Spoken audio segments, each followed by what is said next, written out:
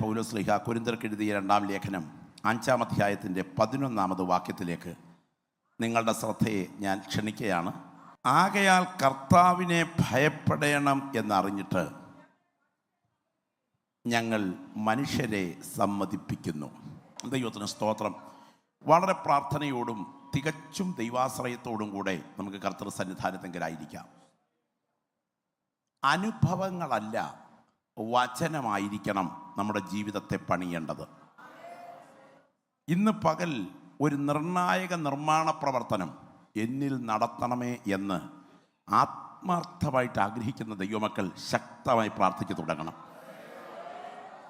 പലപ്പോഴും ആത്മീയമായി നാം ഉറങ്ങിക്കൊണ്ടിരിക്കുന്ന തലത്തിൽ നിന്ന് ബോധപൂർവം ഉണരാൻ ആഗ്രഹിക്കാത്ത ഒരു നിലയിലേക്ക് ആത്മലോകം വന്നിരിക്കുകയാണ്. ഒരു സഭായോഗത്തിൽ ശുശ്രൂഷയ്ക്ക് പുതുതായി ചാർജ് എടുത്ത ദൈവദാസൻ അദ്ദേഹത്തിൻ്റെ ശുശ്രൂഷയിൽ ഒരു ശക്തമായ പ്രതികൂലം അഭിമുഖീകരിച്ചു. പ്രതികൂലം മറ്റൊന്നുമല്ല, പ്രസംഗിക്കാൻ പാസ്റ്റർ വേദപുസ്തകം തുറന്ന് എഴുന്നേൽക്കുമ്പോൾ അദ്ദേഹത്തിൻ്റെ ഇടത്തും വലത്തുമായിരിക്കുന്ന ചില പ്രിയപ്പെട്ടവരുണ്ട്, സഭയിലെ മൂപ്പന്മാർ. അതിലൊരു പ്രധാനപ്പെട്ടയാൾ ഉറക്കം തുടങ്ങും, വല്ലാത്ത ഉറക്കം. ഇത് പ്രസംഗിക്കുമ്പോൾ മാത്രമേ ഉള്ളൂ, ബാക്കി സമയങ്ങളിലൊന്നുമില്ല. ഇദ്ദേഹം ഇങ്ങനെ 1/4 കിലോ 1/2 കിലോ 3/4 കിലോ 3 കിലോ എന്ന വീട്ടിൽ ഇങ്ങനെ ഇരുന്ന് തൂങ്ങുമ്പോൾ ഇതേ ആത്മാവ് പരിസരങ്ങളിലേക്കും വ്യാപരിക്കും. അങ്ങനൊരു പകർച്ച ചിലയിടത്തൊക്കെ ഉണ്ടല്ലോ. സ്തോത്രം. ഏതായാലും വേണ്ടില്ല, ഈ ദൈവദാസൻ ഒരു പരിഹാര മാർഗം കണ്ടെത്താൻ പുതുതായി ചാർജ് എടുത്ത ഇദ്ദേഹം പരിശ്രമിച്ചപ്പോൾ പുള്ളിക്ക് തോന്നിയത്, ഈ അപ്പച്ചൻ്റെ കാലിൻ്റെ നേരെ ചുവട്ടിൽ ഒരു കൊച്ചു കുഞ്ഞിരിപ്പുണ്ട്, കൊച്ചു പയ്യനുണ്ട്. അവനെ രഹസ്യമായി സഭായോഗം കഴിഞ്ഞിട്ട് വിളിച്ച് ദൈവദാസൻ പറഞ്ഞു, മോനെ, അപ്പച്ചൻ ഉറങ്ങാൻ തുടങ്ങുമ്പം നീ കാലെ ചൊറിഞ്ഞുണർത്തിക്കൊണ്ടിരിക്കണം. അങ്ങനെ കൃത്യമായി ഓരോ സഭായോഗത്തിലും അപ്പച്ചനെ ഉണർത്തിയാൽ അന്നത്തെ ഉണത്തിൽ കഴിയുമ്പോൾ ഞായറാഴ്ച ആരാധന കഴിയുമ്പോൾ 10 പൈസ മുട്ടായി വാങ്ങിക്കാൻ തരാം. ഇവർ തമ്മിലുള്ള കോൺട്രാക്റ്റ് ഒപ്പിച്ചു. ഏതായാലും അപ്പച്ചനെ മോൻ ഉണർത്ത് തുടങ്ങി. 2-3 ആഴ്ച ഈ പരിപാടി തുടർന്നിട്ട് അവൻ നിർത്തി. പിന്നൊരിക്കൽ വിളിച്ച് ചോദിച്ചു, നീ എന്നാടാ ഇപ്പോൾ ഉണർത്താത്തേ? അപ്പോൾ പറഞ്ഞു, ഉണർത്തിയാൽ 10 പൈസ തരാമെന്നല്ലേ പാസ്റ്റർ പറഞ്ഞത്, ഉണർത്താതിരുന്ന 20 പൈസ തരാമെന്ന് അപ്പച്ചൻ പറഞ്ഞിട്ടുള്ളത്. മനസ്സിലായോ? അപ്പം നമുക്ക് പലർക്കും ഉറങ്ങുന്നതാണ് ഉണരുന്നതിനേക്കാട്ടിലിഷ്ടം. ഇന്നത്തെ ആത്മീയ ആരാധനയ്ക്കകത്ത് കടന്നു വന്നിരിക്കുന്ന ദൈവമക്കൾ തിരിച്ചറിയണം, ഈ യോഗം കഴിയുമ്പോൾ നിന്ന് കത്തുന്ന ഒരു ഉണർവ് വ്യാപരിക്കണം. കച്ചിക്ക് തീ പിടിക്കുന്നതും മുട്ടിക്ക് തീ പിടിക്കുന്നതും തമ്മിൽ വ്യത്യാസമുണ്ട്. കച്ചിക്ക് തീ പിടിച്ചാൽ എന്നൊരൊറ്റ കത്തേ ഉള്ളൂ, മുട്ടിക്ക് തീ പിടിച്ചാൽ നിന്ന് കത്തും. ഇന്ന് പകൽ ഇവിടെ ഇരിക്കുന്ന ദൈവമക്കളുടെ ഹൃദയത്തിനകത്ത് ഈ വചനമൊന്ന് നിന്ന് കത്തണം. പരിശുദ്ധാത്മാവ് അതിന് നിങ്ങളോട് വ്യക്തിപരമായി ഇടപെടുന്ന പകലായിരിക്കണം. ഈ സൂചിക്കുഴയിൽ നൂല് കയറ്റുമ്പോൾ തയ്യക്കാർക്കുള്ള ഏകാഗ്രത ശ്രദ്ധിച്ചിട്ടുണ്ടോ? അങ്ങോട്ടും ഇങ്ങോട്ടും നോക്കിക്കൊണ്ട് സൂചിക്കുഴയിൽ നൂല് കയറ്റാൻ പറ്റില്ല. ഒരു വല്ലാത്ത ഏകാഗ്രതയോടെ ശ്രദ്ധിച്ചെങ്കിലേ നൂല് അങ്ങോട്ട് കയറും. ഇതുപോലെ ഇരിക്കുന്നത് ഹോളിനകത്താണെങ്കിലും ഈ പറയുന്ന കാര്യം നിങ്ങളുടെ അകത്തോട്ടൊന്നാകണം. സ്തോത്രം. അത് നിങ്ങളുടെ ബോഡി ലാംഗ്വേജ് കണ്ടാൽ അറിയാം ഞങ്ങൾ ഈ പറയുന്നത് നിങ്ങൾക്ക് ഗ്രഹിക്കാൻ പറ്റുന്നുണ്ടോ എന്ന്. തികച്ചും ഏകാഗ്രതയോടെ ശ്രദ്ധിക്കുക.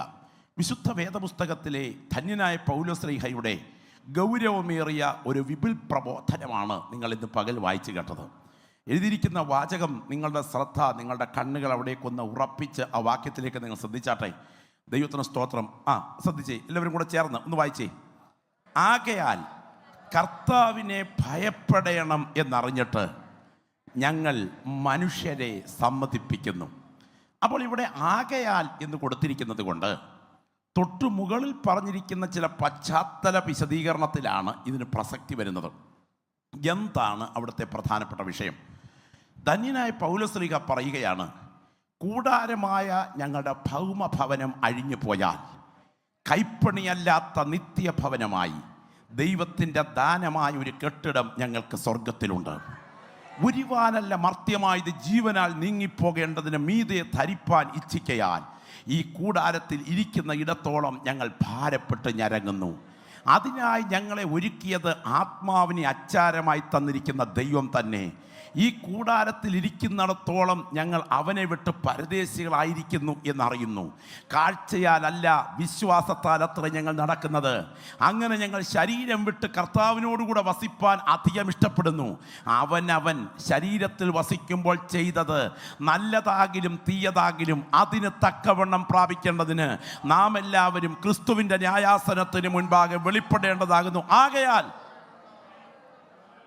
ആകയാൽ കർത്താവിനെ ഭയപ്പെടണം. ഇവിടെ കർത്താവിനെ ഭയപ്പെടണം എന്ന് ഉപയോഗിച്ചിരിക്കുന്നത് അവൻ്റെ ഉഗ്രഭാവത്തെ ഭയപ്പെടണം എന്നാണ്. ദൈവസന്നിധിയിൽ കടന്നു വന്നിരിക്കുന്ന പ്രിയപ്പെട്ടവരെ അടിമുടി സ്വാധീനിക്കേണ്ട ഒരു വികാരമുണ്ട്, ഒരു വിശുദ്ധ വികാരം. ആ വികാരം ഓപ്പറേഷൻ കത്തി കയ്യിലെടുക്കുന്ന ഡോക്ടറെ ഭരിക്കുന്ന ഒരു ഭയമുണ്ട്. ഫ്ലൈറ്റ് ഓപ്പറേറ്റ് ചെയ്യുവാൻ കോക്പിറ്റിലേക്ക് കയറിയിരിക്കുന്ന വൈമാനികനെ ഭരിക്കുന്ന ഒരു ഭയമുണ്ട്.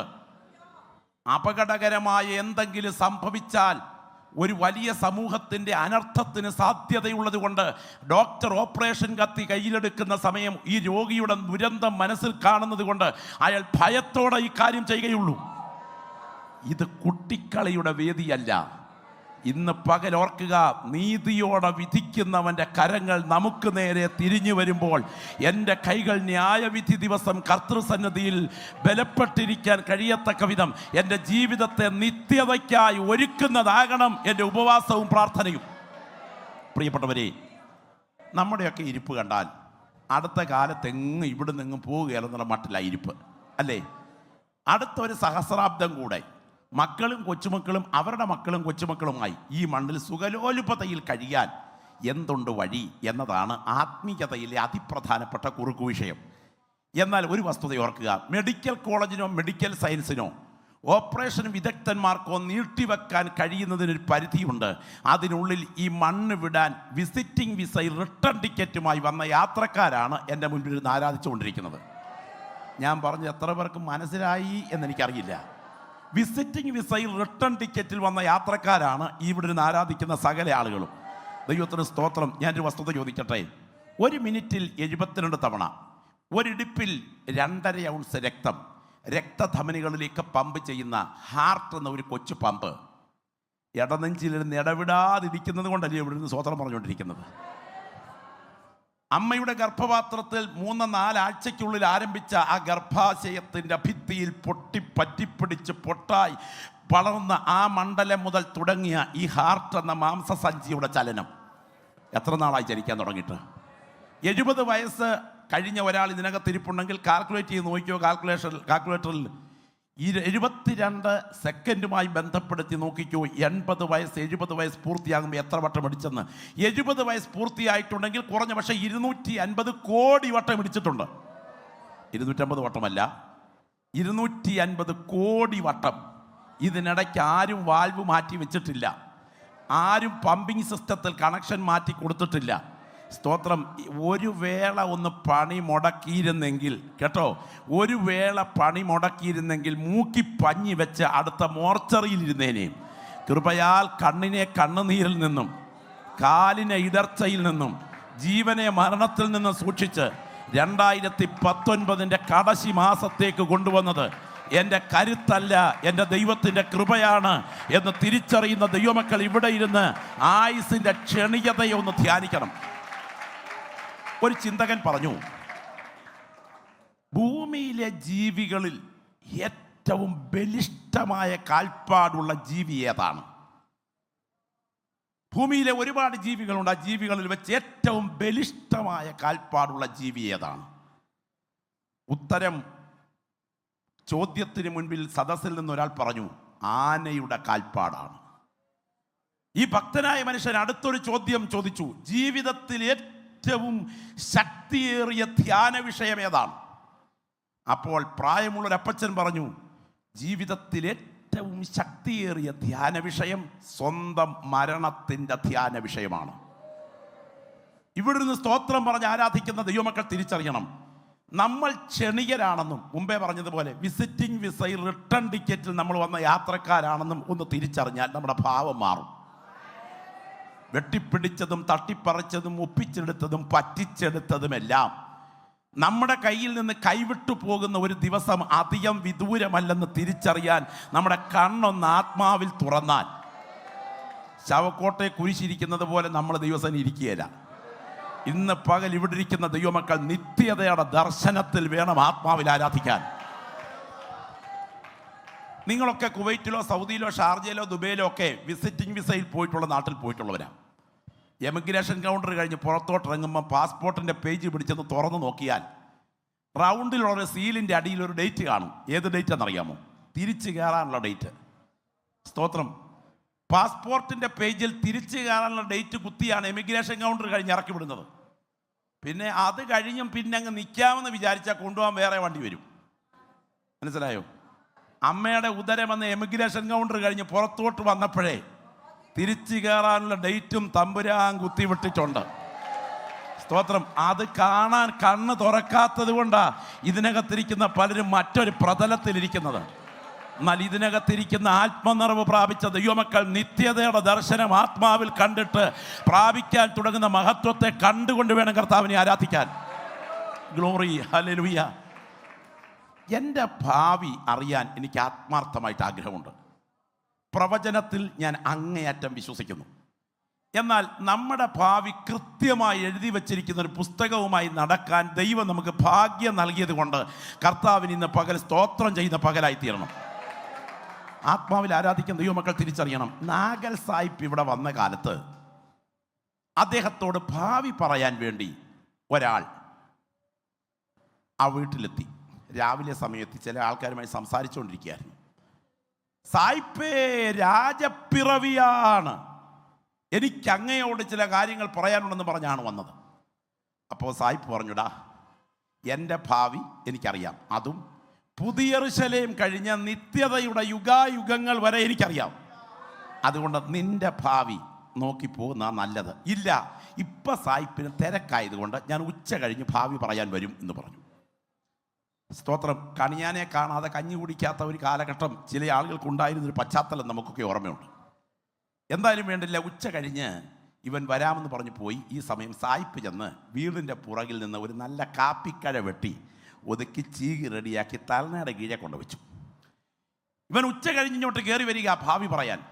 ഒരു മുഖവരെയും കൂടാതെ ഓടിച്ചെന്ന് തലനട കീഴെ നീ കാപ്പിക്കഴ എടുത്ത് പുറം നിടുക 4 എണ്ണം അങ്ങ് കൊടുത്തു. അയ്യോ, കൊല്ലല്ലേ, തല്ലല്ലേ, പൊക്കോളാമേ, ഭാവി പറയാൻ വന്നേ ഉള്ളേ എന്ന് പറഞ്ഞപ്പോൾ പറഞ്ഞിടാ, പോകണ്ടിട്ട് അടിക്കണ്ടിട്ട് അടിച്ചതല്ല, നിക്ക് പോകുന്നതിന് മുമ്പ് ഒരു കാര്യം ചോദിക്കാനാ വരുന്നേ. കഴിഞ്ഞ 5-6 മണിക്കൂറായി നിന്നെ പ്രതീക്ഷിച്ച് എൻ്റെ തലനയുടെ കീഴിൽ ഈ കാപ്പിക്കഴ ഇരിക്കുകയായിരുന്നു. സ്തോത്രം. 6 മണിക്കൂർ നിന്നെ കാത്തിരിക്കുകയായിരുന്നു ഈ കാപ്പിക്കഴ. നീ പോയപ്പോൾ ഞാൻ വെട്ടിവെച്ചതാ. നിന്റെ ഭാവി ഇവിടെ വരുമ്പോൾ കിട്ടാൻ പോകുന്ന എന്താന്ന് നിനക്കറിയാമായിരുന്നെങ്കിൽ എൻ്റെ ഭാവി പറയാൻ നീ ഇവിടെ വരികയില്ലായിരുന്നു.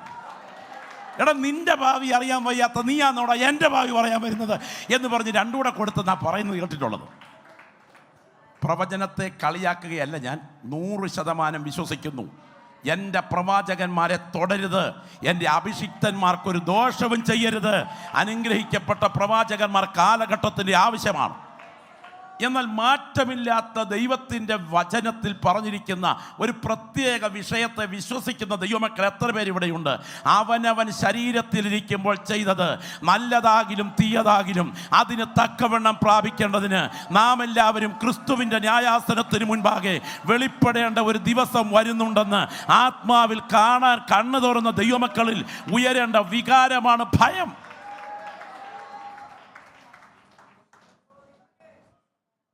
ഡോക്ടറെ OPയിൽ ചെന്ന് കാണുന്നത് നല്ല കാര്യം. പക്ഷേ വയറ്റിൽ അസ്വസ്ഥതയോ ദഹന പ്രശ്നങ്ങളോ ഒക്കെ ഉണ്ടെങ്കിലും ഡോക്ടർ സ്കാനിങ് റിപ്പോർട്ടുമായി വാ എന്ന് പറയുമ്പോൾ ഇതുമായി ചെല്ലുന്നതിന് മുൻപ് ഈ റിപ്പോർട്ട് കയ്യിലിരിക്കുമ്പോൾ മുതൽ ഉണ്ടാകുന്ന ഒരു ഭയമുണ്ട്. ബയോപ്സി റിപ്പോർട്ടുമായി വാ എന്ന് പറയുമ്പോൾ അവിടെ ചെല്ലുന്നതിന് തൊട്ട് മുൻപ് റിപ്പോർട്ടിനും ഡോക്ടറുടെ നിർദ്ദേശത്തിനും ഇടയിൽ വ്യക്തികളെ ഭരിക്കുന്നൊരു ഭയമുണ്ട്. ഇന്ന് പകൽ ഇവിടെ നിന്ന് ആത്മാവിൽ ആരാധിക്കുന്ന ദൈവപൈതലേ, സകലതും നഗ്നവും മലർന്നതുമായി കിടക്കുന്ന രാജാതി രാജാവിൻ്റെ കൺമുൻപിൽ ഈ ഭൂമിയിൽ നാം ചെയ്ത സേവനങ്ങളുടെ പ്രതിഫലം ഏറ്റുവാങ്ങാൻ ഒരു ദിവസം റിപ്പോർട്ടുമായി ചെല്ലേണ്ട ഒരു ദിവസം വരുന്നെന്ന് ഒരു ഭയം നമ്മെ ഭരിച്ചാൽ, ഈ പകൽ ആ ഭയത്തിൻ്റെ സ്വാധീനത്താൽ വിശുദ്ധിയിൽ നിന്ന് വിശുദ്ധിയിലേക്ക് ഒരു കടന്നുകയറ്റത്തിന് ദൈവാത്മാവ് നമ്മെ ക്ഷണിക്കുകയാണ്. ഇന്ന് പകൽ ഇവിടെ നിന്ന് ആരാധിക്കുന്ന ദൈവമക്കളുടെ ദൈവാത്മാവ് പറയുന്നു, മറക്കരുത്, ആ വിശുദ്ധമായ ഭയം നമ്മെ ഭരിക്കണം. ഇന്ന് പകൽ ഞാനിവിടെ സംസാരിക്കുന്ന ഈ വിഷയം നിങ്ങളുടെ മനസ്സിൽ ഒന്ന് ആഴത്തിൽ പതിയണം എന്ന് ഞാൻ ആത്മാർത്ഥമായിട്ട് ആഗ്രഹിക്കുകയാണ്. എന്തുകൊണ്ട് ദൈവത്തെ ഭയപ്പെടണം? ഇതാണ് ഇന്ന് പകൽ നമ്മൾ ഒരുമിച്ച് ചിന്തിക്കുവാൻ തുടങ്ങുന്ന വിഷയം. എന്തുകൊണ്ട് ദൈവത്തെ ഭയപ്പെടണം? ഒന്ന്, ദൈവത്തിൻ്റെ ന്യായവിധി കൊണ്ട് ദൈവത്തെ ഭയപ്പെടണം. സ്വർഗത്തിൻ്റെ ഒരു കോണിൽ ചാരുകസേരയിൽ ചാരിക്കടന്ന് വായിൽ താമ്പൂല മിശ്രിതവും കൊണ്ട് കട്ടിക്കണ്ണാടിയും വെച്ച് കൂർക്കം വലിച്ചുറങ്ങുന്ന പൊട്ടൻ മുതുക്കനപ്പൂപ്പനെ സേവിക്കാനല്ല ഞാനും നിങ്ങൾ ഇറങ്ങിത്തിരിച്ചത്. ചെയ്യുന്ന ഓരോ പ്രവർത്തിക്കും കണക്ക് കൊടുക്കേണ്ട ഒരു ജഡ്ജിയുടെ മുൻപിൽ ഞാനും നിങ്ങൾ നിൽക്കേണ്ടി വരും എന്ന ചിന്ത നമ്മുടെ മനസ്സിനെ ആഴത്തിൽ ഭരിച്ചാൽ ഇന്ന് പകൽ ഇവിടെ ഇരിക്കുന്ന ദൈവമക്കൾക്ക് മൗനമായിരിക്കാൻ കഴിയുകയില്ല. ആരാധിക്കുന്ന ദൈവമക്കളോട് ദൈവാത്മാവ് പറയുന്നു, ഭയപ്പെടുക. നീ ഇത് ചെയ്തു, ഞാൻ മിണ്ടാതെ ഇരുന്നു. ഞാൻ നിന്നെ പോലെയുള്ളവൻ എന്ന് നീ നിരൂപിച്ചു. ഞാൻ നിന്നെ ശാസിച്ച് ഇത് നിന്റെ കണ്ണിന് മുൻപിൽ നിരത്തി വയ്ക്കും. ദൈവത്തെ മറക്കുന്നവരെ ഇത് ഓർത്തുകൊള്ളുവീൻ, അല്ലാഞ്ഞാൽ ഞാൻ നിന്നെ കീറിക്കളയും, വിടുവിപ്പാൻ ആരും ഉണ്ടായിരിക്കയില്ല. നീതിമാൻ പ്രതിക്രിയ കണ്ട് ആനന്ദിക്കും, അവൻ തൻ്റെ കാൽ ശത്രുക്കളുടെ രക്തത്തിൽ മുക്കും. ആകയാൽ നീതിമാന് പ്രതിഫലമുണ്ട് നിശ്ചയം. ഭൂമിയിൽ ന്യായം വിധിക്കുന്ന ഒരു ദൈവമുണ്ട് നിശ്ചയമെന്ന് മനുഷ്യർ പറയും. മുഖപക്ഷം കൂടാതെ ഓരോരുത്തനവനവൻ്റെ പ്രവൃത്തികൾക്ക് തക്കവണ്ണം ന്യായം വിധിക്കുന്നവനെ നാം പിതാവേ എന്ന് വിളിക്കുന്നുവെങ്കിൽ നമ്മുടെ പ്രവാസകാലം ഭയത്തോടെ കഴിക്കുക. ഇളകാത്ത രാജ്യം പ്രാപിക്കുന്നത് കൊണ്ട് നാം ഭക്തിയുള്ളവരായി ഭയത്തോടെ സേവ ചെയ്യുക. നമ്മുടെ ദൈവം ദഹിപ്പിക്കുന്ന അഗ്നിയല്ലോ. ആത്മാവിൽ ആരാധിക്കുന്ന ദൈവമക്കൾ ഇരിക്കുന്നത് പ്ലാമൂഡ് AG ചർച്ചിനകത്ത് ദൈവമുഖത്തേക്ക് നോക്കി ദൈവത്തെ കാത്തിരിക്കുകയാണെങ്കിലും വ്യക്തി ജീവിതത്തിൽ പരിശുദ്ധാത്മാവിന്ന് പകൽ ഇടപെട്ടുകൊണ്ടിരിക്കുന്നു. കർത്താവെ, എൻ്റെ ജീവിതത്തെ ആഴമായി ശുദ്ധീകരിപ്പാൻ തക്കവണ്ണം തകരുന്ന ഒരു ഹൃദയം എനിക്ക് തരണമേ എന്ന് ആത്മാർത്ഥമായി പ്രാർത്ഥിക്കുന്ന ദൈവമക്കളുടെ മേൽ ദൈവത്തിൻ്റെ കരം ചലിക്കാൻ തുടങ്ങുകയാണ്. പരിശുദ്ധാത്മാവിൻ്റെ ഒരു വലിയ വ്യാപാരം ഈ ശുശ്രൂഷയ്ക്ക് മീതെ ഞാൻ കാണുകയാണ്. ദൈവത്തിൻ്റെ തേജസ് ഈ ആലയത്തിന് മുകളിൽ നിഴൽ വിരിച്ചു നിൽക്കുകയാ.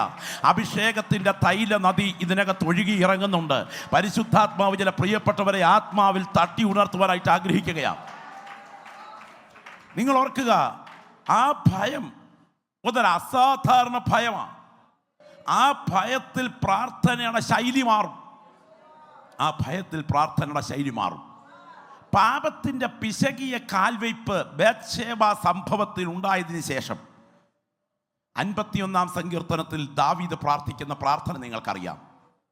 ദൈവമേ, നിന്റെ പരിശുദ്ധാത്മാവിനെ എന്നിൽ നിന്നെടുക്കരുതേ. ദൈവമക്കൾ ശ്രദ്ധിക്കണേ, കാര്യം അപകടകരമാണ്. വളരെ ഗൗരവത്തോടെ ശ്രദ്ധിക്കുക. ഇത് ഭയത്തോടെ പ്രാർത്ഥിക്കാനുണ്ടായൊരു പശ്ചാത്തലം ശ്രദ്ധിക്കണം. ഒരിക്കൽ ദാവീദ് പള്ളിമെത്തയിൽ ഉറങ്ങിയിട്ട് സന്ധ്യാസമയത്ത് എഴുന്നേറ്റു. പണ്ട് പാറപ്പുറത്തും മാളത്തിലും കിടന്നുറങ്ങുന്ന ഒരു കാലം. അന്ന് ദാവീദ് ഇങ്ങനെ കുറിച്ചു, ഞാൻ രാവിലെയും ഉച്ചയ്ക്കും വൈകിട്ടും എൻ്റെ സങ്കടം ബോധിപ്പിച്ച് കരയും. നിന്റെ നീതിയുള്ള ന്യായവിധികൾ ഹേതുവായി ഞാൻ നിനക്ക് സ്തോത്രം ചെയ്യേണ്ടതിന് അർദ്ധരാത്രിയിൽ എഴുന്നേൽക്കും. പ്രാർത്ഥനയുടെ ടൈം ടേബിൾ: രാവിലെ പ്രാർത്ഥിക്കും, ഉച്ചയ്ക്ക് പ്രാർത്ഥിക്കും, വൈകിട്ട് പ്രാർത്ഥിക്കും. പോരാ, അർദ്ധരാത്രിയിൽ അലാറം വെച്ച് ഗാഠനിദ്രയ്ക്കകത്തുനിന്ന് ചാടി എണീറ്റ് പ്രാർത്ഥിക്കും. അത് മാളത്തിൽ കഴിഞ്ഞ കാലത്തെ പ്രാർത്ഥന. മാളികയിൽ എത്തിക്കഴിഞ്ഞപ്പോൾ രാവിലത്തെ പ്രാർത്ഥനയില്ല, ഉച്ചയ്ക്കത്തെ പ്രാർത്ഥനയില്ല, വൈകിട്ടത്തെ പ്രാർത്ഥനയില്ല, സന്ധ്യ വരെ കിടന്ന് ഗാഠമായ ഉറക്കം. ഞാനൊരു ദൂതിന്ന് പകൽ പറയാം. കഷ്ടതയുടെ മാളത്തിൽ കഴിഞ്ഞ കാലങ്ങളിൽ നിന്നിൽ വ്യാപരിച്ച ദൈവകൃപ സമൃദ്ധിയുടെ മാളികയിൽ കഴിയുന്ന കാലത്ത് നിന്നിൽ വ്യാപരിക്കാൻ അനുവദിച്ചില്ലെങ്കിൽ അപരിഹാര്യമായ ചില അനർത്ഥങ്ങൾ ജീവിതത്തിന് നേരെ വരികയും എൻ്റെ ദൈവത്തിൻ്റെ കരം പ്രതികൂലമാകുകയും ചെയ്യുമെന്ന് കണ്ടുകൊണ്ട് ഇന്ന് പകൽ തട്ടി ഉണർത്തപ്പെടേണ്ടതിന് ദൈവാത്മാവ് ക്ഷമിക്കുകയാണ്. മാളത്തിലെ കണ്ണുനീർ മാളികയിൽ ഉണ്ടായിരിക്കട്ടെ. എന്തായാലും വേണ്ടില്ല, സന്ധ്യയ്ക്ക് കട്ടിൽ എഴുന്നേറ്റു. അനാവശ്യമായ സ്ഥലത്തേക്ക് കണ്ണുപോയി. കണ്ണ് പോയതിൻ്റെ പുറകെ ആള് പോയി. ആള് പോയതിൻ്റെ പുറകെ ആള് വന്നു. ഈ സമൂഹത്തിൻ്റെ മാന്യതയ്ക്കും നമ്മുടെ നിലവാരത്തിനും കൊള്ളരുതാത്ത ഒരു കുട്ടിക്കല്യാണം കൊട്ടാരത്തിനകത്ത് നടന്നു. ഞാൻ നിങ്ങളോട് ചോദിക്കട്ടെ, സാധാരണക്കാരനല്ല ഇദ്ദേഹം. ഒറ്റ കൽപ്പന കൊണ്ട് കഴുത്തിൽ നിന്ന് തല വായിക്കാൻ കഴിവുള്ള ശക്തനാണ്. അതുകൊണ്ട് തന്നെ തിരുമുൻപിൽ സേവക്കാരായ കവികൾ പാടാൻ തുടങ്ങിക്കാണും, ഞങ്ങളുടെ രാജാവിനെ പോലെ വിശാല ഹൃദയമുള്ള രാജാക്കന്മാരെ എവിടെ കിട്ടും? എങ്ങും കിട്ടുകയില്ല. ഞങ്ങളുടെ അടുത്തിടയ്ക്ക് ഒരു കാലാൾപ്പടയാളി യുദ്ധത്തിൻ്റെ മുൻനിരയിൽ വെച്ച് കൊല്ലപ്പെട്ടു. ആ കാലാൾപ്പടയാളിയുടെ ദുഃഖം മാറ്റാൻ, അദ്ദേഹത്തിൻ്റെ കുടുംബത്തിൻ്റെ വേദന മാറ്റാൻ അങ്ങേരുടെ വിധവയെ ഞങ്ങളുടെ രാജാവ് ഭാര്യയായി സ്വീകരിച്ചു. ഇതായിരിക്കും നാട്ടുകാരുടെ ഇടയിലെ പറച്ചിൽ. അങ്ങനൊന്നും അല്ല കാര്യം നടന്നിട്ടുള്ളത്. ഞാനൊരു വസ്തുത പറയാം. നാട്ടുകാരാരെല്ലാം നിൻ്റെയും എൻ്റെയും ജീവിതത്തെക്കുറിച്ച് എന്തൊക്കെ ന്യൂസ് പരത്തിയാലും അഗ്നി ജ്വലിക്കുന്ന കണ്ണുള്ളവൻ്റെ കൺമുൻപിൽ യഥാർത്ഥ ചിത്രം തെളിഞ്ഞിട്ടുണ്ട്. തൽക്കാലം സർവശക്തൻ മിണ്ടാതിരിക്കുന്നത് ദൈവത്തിൻ്റെ ദീർഘക്ഷമ കൊണ്ടാണ്. കറക്റ്റ് 1 വർഷം അല്ലെങ്കിൽ 9 മാസം കഴിഞ്ഞപ്പോൾ, പെട്ടെന്ന് പോയില്ല, 9 മാസം, ഒരു കുട്ടി ജനിക്കാനുള്ള പ്രായം കഴിഞ്ഞപ്പോൾ പ്രവാചകൻ നാഥാൻ വീട്ടിലേക്ക് വന്നു.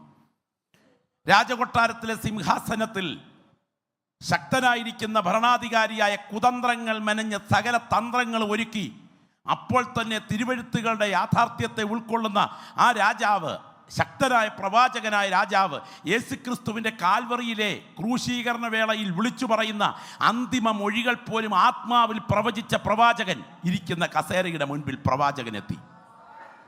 ഒരു ചെറിയ ഉദാഹരണത്തോടെ തുടങ്ങി. നിന്റെ നാട്ടിൽ ഒരു നീചകൃത്യം നടന്നിരിക്കുന്നു. ദാവീദ് ചെവിയോർത്തു. ഒരു സാധുവായ മനുഷ്യൻ, ആറ്റുനോറ്റ് വളർത്തിയ ഒരു കുഞ്ഞാട്, ഒരു ധനാഢ്യനായ മനുഷ്യൻ, നിരവധി ആടുകൾ. പക്ഷെ ധനാഢ്യൻ്റെ വീട്ടിൽ അതിഥികൾ വന്നു. ആ സമയം തൻ്റെ ആട്ടിൻ തൊഴുത്തിലെ ആടുകളെ പിടിക്കാതെ സാധുവിൻ്റെ ഒരു കുഞ്ഞാടിനെ പിടിച്ച് അവൻ അറുത്ത് വിളമ്പി. ചോദിക്കാനും പറയാനും ആരുമില്ലായിരുന്നു. ഈ ക്രൂരകൃത്യം നിന്റെ നാട്ടിൽ നടന്നിരിക്കുന്നു. ദാവീദിൻ്റെ മൂക്ക് വേർത്തെന്നാണ് എൻ്റെ ചിന്ത. ചിലർക്ക് കോപം കൂടുമ്പോൾ മൂക്ക് വേർക്കുമല്ലോ. പുള്ളിയുടെ കൈ വാൾപ്പിടിയിലങ്ങ് മുറുകി. ഒരൊറ്റ കൽപ്പന, ആരവിടെ? അവന് പകരം 4 ഇരട്ടി കൊടുക്കണം. ന്യായപ്രമാണത്തിൽ എഴുതി വെച്ചിട്ടുണ്ട്, ഒരുത്തൻ്റെ ആടിനെ കൊന്നാൽ 4 ഇരട്ടി കൊടുക്കണമെന്ന്. കൃത്യം വിധിയാ പറഞ്ഞത്. പക്ഷേ ഫുൾ സ്റ്റോപ്പ് ഇടുന്നതിന് മുൻപ് നാഥാൻ മുഖത്തോട്ട് ചൂണ്ടി പറഞ്ഞു, ആ മനുഷ്യൻ നീ തന്നെ. ഇന്ന് പകൽ ആത്മാവിൽ ആരാധിക്കുന്ന ദൈവമക്കളെ, സർവശക്തന്റെ കണ്ണുകൾ നമ്മെ ചുറ്റിത്തിരിഞ്ഞ് കാണുമ്പോൾ നമുക്കെതിരെ വിരൽ ചൂണ്ടുന്ന വിധിപ്പകർപ്പിനെ മാറ്റിക്കുറിക്കാൻ മനുഷ്യന്റെ കണ്ണിന് സാധ്യമല്ല.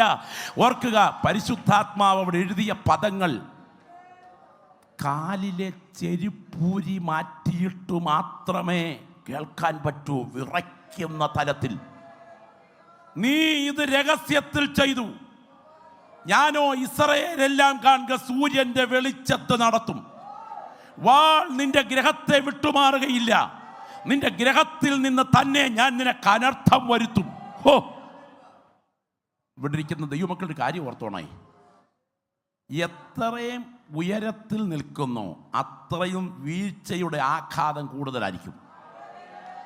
പരിശുദ്ധാത്മാവിൻ്റെ പകൽ ഇവിടെ കത്തിജ്വലിക്കുന്ന ദൃഷ്ടികൾ കൊണ്ട് എന്നെ നിങ്ങളെ വായിച്ചെടുത്തിട്ട് പറയുന്നു, നിന്റെ ആത്മീയതയുടെ ഉയർച്ച അനുസരിച്ച് തകർച്ചയുടെ ആഘാതം വലുതായിരിക്കും. സ്തോത്രം. എന്താ വീട്ടിൽ നടന്നത്? പിന്നെ ഇദ്ദേഹം പറഞ്ഞു 4 ഇരട്ടി അങ്ങ് വളക്കാൻ പോവുക. ബത്ശേബയിലുണ്ടായ കുഞ്ഞു മരിച്ചു, 1-ാം ഇരട്ടി. അബ്ശാലോം അമ്നോനെ അടിച്ചു കൊന്നു, മകൻ്റെ 2-ാം മരണം 2-ാം ഇരട്ടി. അബ്ശാലോം കരിവേലകത്തിൽ കെട്ട് ഞാൻ ചത്തു. 3-ാം ഇരട്ടി. അദോനിയ രാജകുമാരൻ കൊല്ലപ്പെട്ട വാർത്തയറിഞ്ഞ് വസ്ത്രം കീറി അലറിക്കരയുമ്പോൾ, ദാവീദേ, ഇത് ബന്ധനമല്ല, ഇത് ശാപമല്ല, ഇത് അറബിക്കട്ടല്ല, ഇത് വരത്തുപോക്കല്ല, ഇത് മന്ത്രപ്രയോഗമല്ല. നീ വിതച്ചത് നീ കൊയ്യുക. ആത്മാവിൽ ആരാധിക്കുന്ന ദൈവമക്കൾ ഉപവാസത്തിലും പ്രാർത്ഥനയിലും ഇരിക്കുമ്പോൾ പരിശുദ്ധാത്മാവിൻ്റെ നിയോഗം നിങ്ങൾ ശ്രദ്ധിക്കണം. കൈയടി കൊണ്ട് മാറുന്നതല്ല ദൈവത്തിൻ്റെ കരം. അനുതാപത്തിൻ്റെ കണ്ണുനീരൊഴുകാതെ ഒരിക്കലും ദൈവത്തിൻ്റെ കരത്തിൻ്റെ പ്രവൃത്തി മാറിപ്പോകയില്ല. ഞാൻ ആ പദങ്ങൾ, ആ ദൈവഭൃത്യനെതിരെ പറഞ്ഞ വാക്കുകൾ കേൾക്കുമ്പോൾ കിടിലം കൊള്ളുകയാണ്. നീ ഇത് രഹസ്യത്തിൽ ചെയ്തു, ഞാനോ ഇസ്രയേലെല്ലാം കാണെ സൂര്യന്റെ വെളിച്ചത്ത് നാടാത്തും. നിങ്ങൾക്കറിയാമോ, സ്വന്തം മകൻ അബ്ശാലോം അപ്പനെതിരെ കൂട്ടുകെട്ടുണ്ടാക്കി. അപ്പൻ സിംഹാസനത്തിൽ നിന്നിറങ്ങി തലയിൽ പൂഴി വാരിയിട്ട് ഒലിവുമലയുടെ കയറ്റം കയറി ഓടുന്ന രംഗം. ഈ സമയം തൻ്റെ സ്നേഹിതനോട് അബ്ശാലോം ചോദിച്ചു, എൻ്റെ അപ്പൻ്റെ കണ്ണിന് നിന്ദ്യനാകാൻ ഞാൻ എന്ത് ചെയ്യണം? ആ സ്നേഹിതൻ പറഞ്ഞു കൊടുത്തു, അപ്പൻ്റെ ഭാര്യമാരെ എടുത്ത് വഴിയോര വെൺമാടങ്ങളിൽ ദുർമാർഗം ചെയ്യണം. എന്താ വഴിയോര വെൺമാടങ്ങൾ? റോഡ് സൈഡിൽ ചാക്കുശീല വിരിച്ച താൽക്കാലിക വെയിറ്റിംഗ് ഷെഡുകൾ. നിങ്ങളോർക്ക്, സൂര്യൻ തലയ്ക്ക് മുകളിൽ പട്ടാപ്പകൽ കത്തി നിൽക്കുമ്പോൾ യേശുക്രിസ്തുവിൻ്റെ ക്രൂശിലെ അന്തിമ മൊഴികൾ പ്രവചിച്ച പ്രവാചകന്റെ മകൻ മനുഷ്യ സമൂഹത്തിന് പറയാൻ കഴിയാത്ത കൊടിയ മ്ലേച്ഛത പട്ടാപ്പകൽ ചെയ്യുമ്പോൾ ഇതിൻ്റെ കാരണം പിശാചിൻ്റെ കെട്ടല്ല, ദൈവത്തിൻ്റെ കരമാണ്. ഇന്ന് പകൽ വചനം കേട്ടുകൊണ്ടിരിക്കുന്ന ദൈവമക്കളോട് ഞാൻ ആത്മാവിൽ വിളിച്ചു പറയട്ടെ, ഇതിന് നടുവിൽ ഒരു കരം ചലിക്കുന്നുണ്ട്. ദൈവത്തെ ഭയപ്പെടാൻ കഴിയത്തക്ക വിധം നമ്മുടെ അധരം ഉയരണം. ആ കരങ്ങളൊന്ന് ഉയർത്തിപ്പിടിച്ച്, ആ കരമൊന്ന് ഉയർത്തിപ്പിടിച്ച് ശബ്ദം ഉയർത്തി ഒന്ന് പ്രാർത്ഥിച്ചു തുടങ്ങാമോ? കർത്താവേ, രണ്ടാമതൊരാൾ എന്നെ അറിയുന്നതിനേക്കാൾ അങ്ങയുടെ ജ്വലിക്കുന്ന കണ്ണുകൾ ഇന്ന് പകലെന്നെ അറിയുന്നു. അങ്ങയെ ഭയപ്പെടേണ്ടതുപോലെ ഭയപ്പെടുവാനുള്ള കൃപ എനിക്ക് തരണമേ എന്ന് പ്രാർത്ഥിക്കുന്ന ദൈവമക്കളെ കരമൊന്ന് ഉയർത്തിപ്പിടിച്ച് ചില മിനിറ്റുകൾ ശബ്ദം ഉയർത്തി പ്രാർത്ഥിച്ചു തുടങ്ങിക്കാട്ടെ. ഈ ശുശ്രൂഷ ഇവിടെ നടന്നുകൊണ്ടിരിക്കുമ്പോൾ ദൈവത്തിൻ്റെ തേജസ്സിൻ്റെ കരം ചില വ്യക്തികളെ തൊടുകയാണ്. പരിശുദ്ധാത്മാവ് ഇതിനകത്ത് ചില വൻക്രിയകൾ ചെയ്യാൻ തുടങ്ങുന്ന പകലാണ്. ഇരുട്ടിൻ്റെ ശക്തികൾ ഈ കാര്യം ചിന്തിപ്പിക്കാൻ അനുവദിക്കാത്ത വിധത്തിൽ നിന്റെ മേൽ വ്യാപരിച്ചിട്ടുള്ള ബന്ധനങ്ങളെ ഈ ശുശ്രൂഷയ്ക്ക് നടുവിൽ ദൈവാത്മ പൊട്ടിച്ചകറ്റിയിട്ട് ഈ ആരാധനകൾ എഴുന്നേൽക്കുന്നതിന് മുൻപ് ഒരു സമർപ്പണത്തിലേക്ക് ഇടനെഞ്ച് പൊട്ടി വരത്തക്ക വിധം ദൈവാത്മാവ് ചില വ്യക്തികളെ പണിതുകൊണ്ടിരിക്കുന്ന പകൽക്കാലമാണ്. ഞാൻ ആത്മാവിൽ കാണുന്നു ദൈവത്തിൻ്റെ തേജസ്സിൻ്റെ മേഘം ഈ ഉപവാസ പ്രാർത്ഥനയ്ക്ക് മീതെ നിഴൽ വിരിച്ചു കൊണ്ടിരിക്കുമ്പോൾ ദൈവത്തിന് ആത്മാവ് അനുതപിക്കാൻ ചില വ്യക്തികളെ വിളിക്കുകയാണ്. അനുതാപത്തിൻ്റെ കണ്ണുനീരൊഴുകുന്ന പകലായി പകൽ തീരട്ടെ. ഇസ്രയേലിൻ്റെ മധുരഗായകനായ ദാവീദേ, നീ ആയാലും ദൈവത്തിൻ്റെ തേജസ് കത്തിയിറങ്ങിയ ജെറുസലേം ദൈവാലയമേ, അവിടുന്നായാലും ഭക്തത്രയങ്ങളിൽ പ്രധാനിയായ അബ്രഹാമേ, അങ്ങായാലും വിതയ്ക്കുന്നത് തന്നെ കൊയ്യത്തക്ക വിധം നീതിയുള്ള ഒരു കരം ഇതിൻ്റെ പുറകിൽ ചലിക്കുന്നുണ്ടെന്ന് ആത്മാർത്ഥ ചിന്ത മനസ്സിനെ ഭരിച്ചാൽ നിനക്ക് കർത്തൃസന്നിധിയിൽ ഭയപ്പെടാതിരിക്കാൻ പറ്റില്ല. അതുകൊണ്ട് ഇന്ന് പകൽ ജീവൻ പ്രാപിച്ച ദൈവമക്കൾ ആത്മാവിൽ ഭയപ്പെടണം. രക്തത്താൽ ജയം, രക്തത്താൽ ജയം, രക്തത്താൽ ജയം. ഈ ഉപവാസ പ്രാർത്ഥന സാധാരണ ഉപവാസ പ്രാർത്ഥനയല്ല. ഇതിനകത്ത് വ്യാപരിക്കുന്ന ദൈവാത്മാവിൻ്റെ വ്യാപാരം ചില വ്യക്തികളെ പണിതെടുക്കാനായിട്ട് ആഗ്രഹിക്കുക. ശ്രദ്ധിക്കണേ, ഈ ദൈവദാസൻ പ്രവചനാലോചനയ്ക്ക് മുൻപിൽ തകർന്നിട്ട് കണ്ണുനീരിൽ കുതിർന്ന ഭാഷയിൽ ദൈവസന്നിധിയിൽ നിലവിളിക്കുമ്പോൾ 51-ാം സങ്കീർത്തനത്തിൽ ഇങ്ങനെ കുറിക്കുന്നു: ദൈവമേ, നിർമ്മലമായൊരു ഹൃദയം എന്നിൽ സൃഷ്ടിച്ച് സ്ഥിരമുള്ളൊരാത്മാവിനെ എന്നിൽ പുതുക്കണമേ. നിന്റെ സന്നിധിയിൽ നിന്ന് എന്നെ തള്ളിക്കളയരുതേ. നിന്റെ പരിശുദ്ധാത്മാവിനെ എന്നിൽ നിന്ന് എടുക്കരുതേ. ഞാനിന്ന് പകൽ ചോദിക്കട്ടെ, ഈ ഉപവാസ പ്രാർത്ഥനയുടെ ഏതെങ്കിലും സെക്ഷനിൽ ഇടനെഞ്ചു പൊട്ടിക്കൊണ്ട് ജീവിതത്തിൻ്റെ വീഴ്ചകളെ ഓർത്ത് അനുതപിച്ച് കവിൾത്തടം നനഞ്ഞ് കരഞ്ഞ ഒരു ഓർമ്മയുണ്ടോ? ആ ഓർമ്മയില്ലെങ്കിൽ ആത്മീയ ശുശ്രൂഷ അപകടത്തിൻ്റെ പാതയിലാണ്. കർത്തൃദാസന്മാരായി ഞങ്ങൾ ആഗ്രഹിക്കുന്നു, നിങ്ങളെ കണ്ണുനീരിലേക്ക് വരണമെന്ന്. വെയിൽസിലെ ആത്മീയ ഉണർവിന് ദൈവം ഉപയോഗിച്ച ശക്തനായ ഒരു കർത്തൃദാസനുണ്ട്, ഇവാൻ റോബർട്ട്. അദ്ദേഹത്തിൻ്റെ സഭ നടന്ന ചർച്ച് നടന്ന സ്ഥലത്ത് ഞാൻ പോയിട്ടുണ്ട്. ആ ശവകുടീരം ഞാൻ കണ്ടിട്ടുണ്ട്. അദ്ദേഹത്തിൽ വ്യാപരിച്ച അഭിഷേകം അമാനുഷികമായിരുന്നു. അപ്പൻ്റെ ശവമടക്കിൽ അദ്ദേഹം പ്രസംഗിച്ചുകൊണ്ടിരിക്കുന്ന സമയം ശവത്തിൻ്റെ അടുക്കലിരുന്ന ആളുകൾ ആത്മവ്യാപാരത്താൽ ഭയപ്പെട്ട് കവിണ് വീഴത്തക്ക വിധത്തിൽ നനച്ചിട്ട് ഒരു പുതപ്പ് ദേഹത്ത് വീഴുന്നത് പോലെ ദൈവഭയം ആളുകളെ ഭരിക്കത്തക്ക ദൈവിക ശുശ്രൂഷയായിരുന്നു അദ്ദേഹത്തിൽ വ്യാപരിച്ചത്. ആ ശുശ്രൂഷ കഴിഞ്ഞ് അദ്ദേഹം പുറത്തോട്ട് ഇറങ്ങുന്ന സമയം അദ്ദേഹത്തിൻ്റെ പുറകെ വന്ന് ഒരു ചെറുപ്പക്കാരനായ ശുശ്രൂഷകൻ ചോദിച്ചു, സാർ, ഇത്ര അപാരമായ ദൈവകൃപ അങ്ങയുടെ മേൽ ഒഴുകിയിറങ്ങാനുള്ള കാരണം എന്താണ്? എനിക്കെങ്ങനെ അത് പ്രാപിക്കാൻ കഴിയും? ഇവാൻ റോബർട്ട് മറുപടി പറഞ്ഞത് കേൾക്കണോ? ശ്രദ്ധിച്ച് കേൾക്കണം. അദ്ദേഹം മറുപടി പറഞ്ഞില്ല, ഒരു ചോദ്യം ചോദിച്ചു. തിരിഞ്ഞു നിന്ന് ചോദിച്ച ചോദ്യം ഇതാണ്: ഒടുവിലായി സ്വന്തം ജീവിതത്തിൻ്റെ തെറ്റോർത്ത് കർത്തൃസന്നിധിയിൽ അലറിക്കരഞ്ഞതെന്നാണ്. എത്ര പേർക്ക് ഞാൻ പറയുന്നത് മനസ്സിലായി?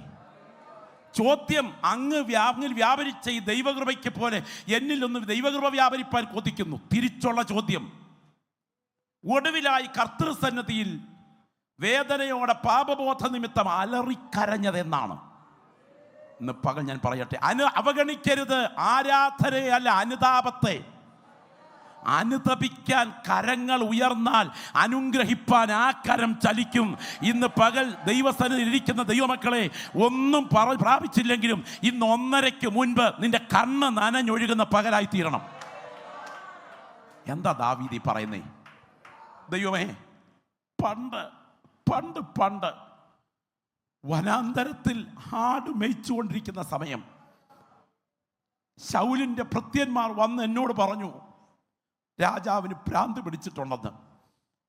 അങ്ങേ ആരാധിക്കുന്ന കിന്നരവും കയ്യിലെടുത്ത് ഞാൻ വനാന്തരത്തിൽ നിന്ന് കൊട്ടാരത്തിലേക്ക് വരുമ്പോൾ ഞാൻ കണ്ടിട്ടില്ല ആ മട്ടും കെട്ടും എടുപ്പും പ്രതാപവും പത്രാസും ഒന്നും. പക്ഷേ ആ രാജകൊട്ടാരത്തിലെ മനോഹരമായ സിംഹാസനത്തിൽ ഒരുത്തൻ ഇരിക്കുന്നു, അഭിഷേക തൈലം വീണവൻ. അവൻ്റെ മുഖം വികൃതമാ, അവൻ്റെ വായിൽ നിന്ന് തുപ്പലും ഈളയും ഒഴുകുന്നുണ്ടാകാം. അവൻ രാജവസ്ത്രം വലിച്ചു കീറുന്നു.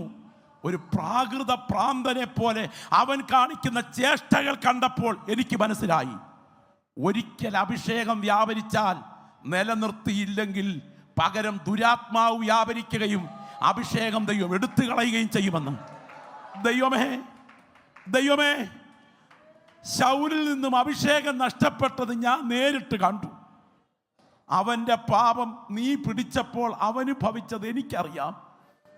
എൻ്റെ പാപം നാഥാൻ മുഖാന്തരം നീ പിടിച്ചിരിക്കുന്നു. അവന് ഭവിച്ചത് എനിക്ക് ഭവിക്കരുതേ. നിന്റെ പരിശുദ്ധാത്മാവിനെ എന്നിൽ നിന്ന് എടുക്കരുതേ. ഈ ആത്മീയ ആരാധന കത്തിജ്വലിക്കുന്ന ഉപവാസ പ്രാർത്ഥനയിൽ വ്യാപരിച്ചൊഴുകുന്ന ദൈവ തേജസ്സിൻ്റെ മുൻപിൽ റാന്നീക്കാരനായി എനിക്ക് എൻ്റെ മുൻപിലിരിക്കുന്ന പ്രിയപ്പെട്ടവരോട് പറയട്ടെ, എൻ്റെ കൂടപ്പിറപ്പെ, ഒന്നും നേടിയില്ലെങ്കിലും ഭൗതിക നേട്ടങ്ങളെ വെട്ടിപ്പിടിക്കാനുള്ള കുറുക്കു വഴിയൽ ഉപവാസ പ്രാർത്ഥന. കവിണ് വീട് അനുദപിച്ച് കരയാൻ ദൈവാത്മാവ് ഇന്ന് പകൽ നമ്മെ വിളിക്കുമ്പോൾ ഇന്നത്തെ യോഗം പ്രാർത്ഥിച്ചെഴുന്നേൽക്കുന്നതിന് മുൻപ് എന്നെ കഴുകണമേ എന്ന് ആത്മാർത്ഥമായി പ്രാർത്ഥിക്കുന്ന ദൈവമക്കൾ ഇടനെഞ്ച് പൊട്ടത്തക്ക വിധത്തിൽ ദൈവത്തോട് കരഞ്ഞ് പ്രാർത്ഥിക്കുന്ന പകലാകട്ടെ. മറക്കരുത്, എൻ്റെ ദൈവത്തിൻ്റെ ന്യായവിധിയുടെ വാൾ കത്തിത്തിരിയുന്നു. അത് എന്നെയും നിന്നെയും ലക്ഷ്യം വെക്കുന്നതിന് മുൻപ് കവിണ് വീഴുന്നതാണ് നമുക്ക് നല്ലത്. ശ്രദ്ധിക്കണേ, ശ്രദ്ധിക്കണേ. ഞാൻ ഈ പറയുന്ന പദങ്ങൾ നിങ്ങൾ ശ്രദ്ധിക്കണം. വിശുദ്ധന്മാർ ചെയ്യുന്ന തെറ്റ്, എല്ലാവരും കൂടെ ചേർന്നൊന്ന് പറയാമോ? വിശുദ്ധന്മാർ ചെയ്യുന്ന തെറ്റ് പറഞ്ഞു, ശബ്ദം ഉയർത്തി. യഥാവിധി ഏറ്റു പറയുമ്പോൾ ദൈവം ക്ഷമിക്കുമെങ്കിലും തങ്ങളുടെ ജഡത്തിൽ മരണത്തിന് മുൻപ് അനുഭവിച്ചു തീർക്കാൻ ശിക്ഷയുടെ വടികൾ ദൈവം അറിഞ്ഞുകൊണ്ട് അനുവദിക്കും. പെന്തക്കോസ്ത് ലോകത്തിൽ ഈ പദം പറഞ്ഞ ശക്തനായ ഒരു പ്രഭാഷകനുണ്ട്. അസംബ്ലീസ് ഓഫ് ഗോഡ് പ്രസ്ഥാനത്തിലെ ഒരു അനുഗ്രഹീതനായ ദൈവദാസൻ. ദൈവത്തിന് സ്തോത്രം. ആ ദൈവഭൃത്യൻ്റെ സ്മരണ എൻ്റെ മുൻപിൽ ഓടിയെത്തുമ്പോഴൊക്കെ എൻ്റെ മനസ്സിൽ ഓടിയെത്താറുണ്ട്. ആ പഴയ ദൈവദാസൻ്റെ വാക്ക് ഓർക്കാൻ മറക്കരുത്.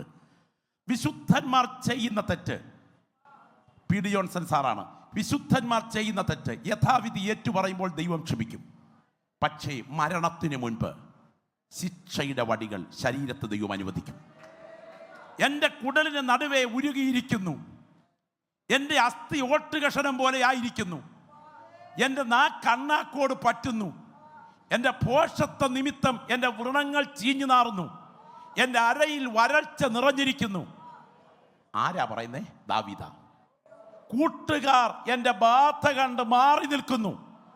നിങ്ങൾ ഇത് പകൽ ഓർക്കണം, ശരീരത്തിൻ്റെ പ്രൈവറ്റ് പാർട്ടിൽ ബാധിച്ച മാരകമായ രോഗാവസ്ഥ നിമിത്തം അനുഭവിച്ച ബലഹീനതയിൽ ദുർഗന്ധം വമിക്കത്തക്ക ഏതോ അജ്ഞാത രോഗത്തിൻ്റെ പിടിയിൽ കണ്ണുനീരോടെ കഴിഞ്ഞ കാലം ദാവീദിനുണ്ടായിരുന്നു എന്ന് വ്യക്തമാകുമെങ്കിൽ ആത്മാവിൽ ആരാധിക്കുന്ന ദൈവമക്കൾ മറക്കരുത്, സർവശക്തന്റെ കരം ചുറ്റിത്തിരിയുന്നു. എനിക്കും നിനക്കും അറിയാവുന്ന ആ കരത്തിൻ്റെ പ്രവൃത്തിയേക്കാൾ അനുതാപം കൊണ്ട് മാത്രമേ ആ വിധിയെ മാറ്റാൻ പറ്റുകയുള്ളൂ. അതുകൊണ്ട് ഈ യോഗം കഴിഞ്ഞെഴുന്നേൽക്കുന്നതിന് മുൻപ് കൃപ പ്രാപിച്ച ദൈവമക്കൾ ആത്മാവിൽ കരയുന്ന പകലാകണം. നിങ്ങൾ ഓർക്കുക, ഞാൻ മുമ്പേ പറഞ്ഞത് ഞാൻ പ്രൂവ് ചെയ്യാം, ശ്രദ്ധിച്ച് കേൾക്കണം. ദൈവത്തിന് സ്തോത്രം.